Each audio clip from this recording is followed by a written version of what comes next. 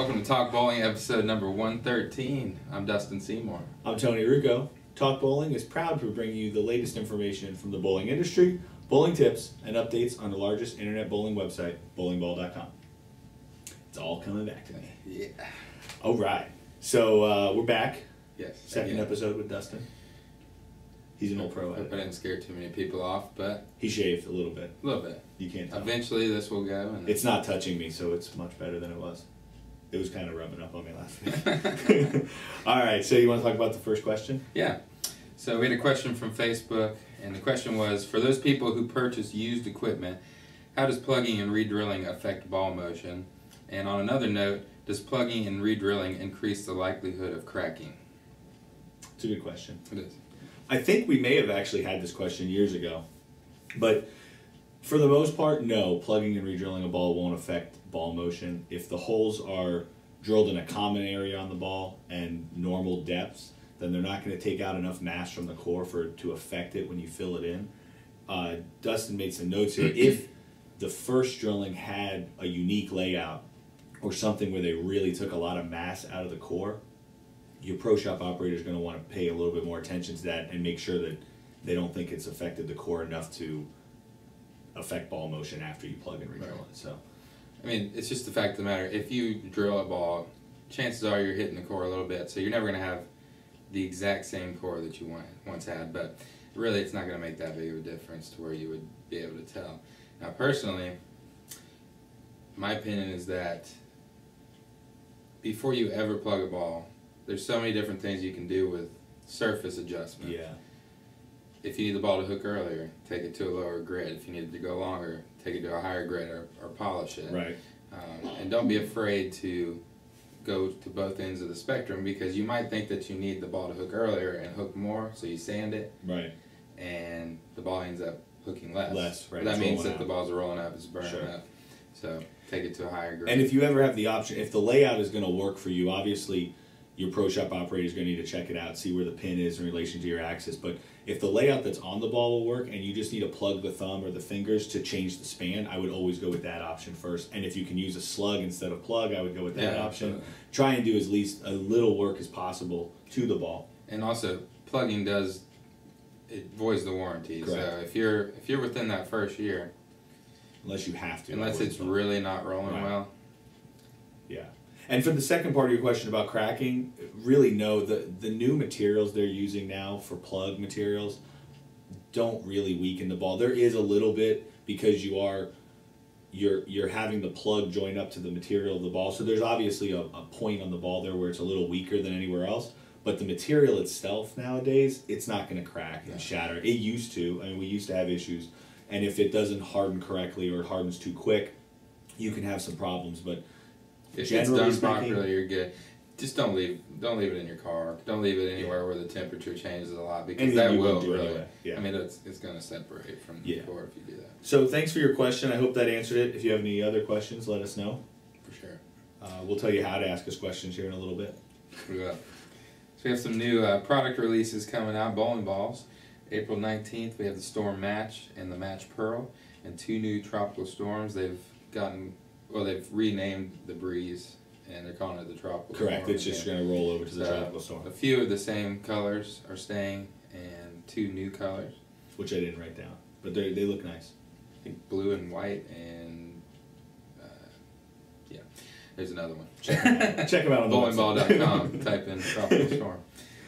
April 27th, we have the Motive Venom Cobra. May 10th, Brunswick is releasing the Rhino series again. It's replacing the Strike King. They have 5 different colors, and they have 2 new T-zone colors. And then May 10th, the Pyramid Pathogen will be re-released. Right. We have more inventory coming. It all flew off the shelves. It's an amazing piece. So that'll be back in stock. May 10th is probably our worst case scenario. We may be releasing those earlier. So if you're waiting for one of those, it'll be soon. All right, Facebook update. The results are in from our Sweet 16 favorite bowling character. Roy Munson from Kingpin was the champion. We'd like to thank all the followers that participated in this fun little contest or survey. And Fred Flintstone was a close second. I had to throw it in there. Yes, but still a loser. He's first second, loser. second place is the first loser. Yeah. Fred Flintstone's been around a long time though. Listen, I thought Ernie McCracken was going to win, so shows you what I know. That's my Yeah. favorite bowling character, in case you want. It's the hair. Oh, yeah. Has to be. I could do it. I could make this hair do that, but I'm not going to. We should do that one episode. We might be able to. I'll dress up, get the rose ball. We have one. Yeah. It'd be sweet. That'd be awesome.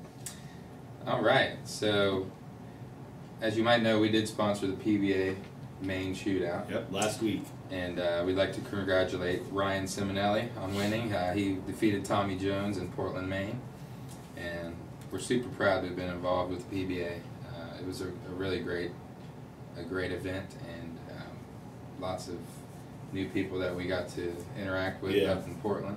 Hopefully we can get up to Portland if we sponsor this event next year. That would be cool. I was a little indisposed at the time from the Masters, but Yeah, we'll see. Maybe the timing will work out better. I didn't go to the Masters, but I watched it. He watched it. I saw it live. Yeah, well, good for you. All right. So the contest that we do weekly, we're giving away a bowling ball each week on bowlingball.com.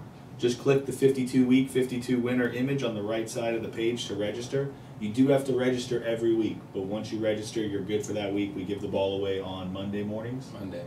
Yes. Pyramid, they also run a contest every week on their Facebook.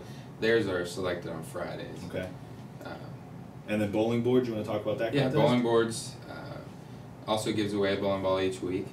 And all you need to do is head over to bowlingboards.com. You can register an account, and all you have to do is post one time a week, and you are registered to win the bowling ball. So it's 3 balls a week. You have a chance to win from Bowling Ball Pyramid and Bowling Boards. All right, so get in touch with us. You can, if you have questions for us to answer on Talk Bowling, you can email us at questions@talkbowling.com. On Facebook, we are facebook.com/talkbowling. Twitter @talkbowling, or you can leave a comment on any episode of Talk Bowling on talkbowling.com, on Facebook, any of those venues. Yeah. So we had a question of the week last week, and the question was, what was the name of the first rubber ball ever produced, and what year was it introduced? The answer was the Evertrue in 1905. A little before my time. I saw some people got it right. They though. did. They were nailing it. Congrats to Yeah, whoever. there were multiple people, so we didn't list the Yeah, winners. So. yeah. All right, this week's question: what was the highest scoring match in PBA history? Which bowlers were involved, and what were the game scores? It's a good one. I didn't know that existed. Yeah. Yeah. That was the I can't say that. Never That mind. might be a tough one. That might be a tough one, but someone will find it. That was the year I was born. Nice. That's why I didn't know about it. Nice. So, you want to look sometime in the 60s? Ah, I'm sure. see what he did there? He's actually older than me. No, that's definitely. All right, so this weekend, be sure to tune in to ESPN at 1 p.m. on Sunday to watch the PBA League quarterfinals. You will see the bowlingball.com Silver Lake Atom Splitters, so we can't tell you what happens beyond that. but- Jesper Svensson. Yes. I can't even say it that cool. You should try it. Are you saying it right? Is Of it course Jesper? I'm saying it right. Yeah, it's Jesper. It's not Jesper? No. Jesper. Americans. Wait, I'm American. But Jesper Svensson. You got it. All right, cool. All right, I think that covers everything. So, Yeah. in closing, please remember that bowlingball.com is free shipping on every item every day. No hidden handling fees, no packaging fees, no added insurance fees. The price shown is the price you pay at checkout. Bowlingball.com, it's where bowlers go. Thank you. Thanks.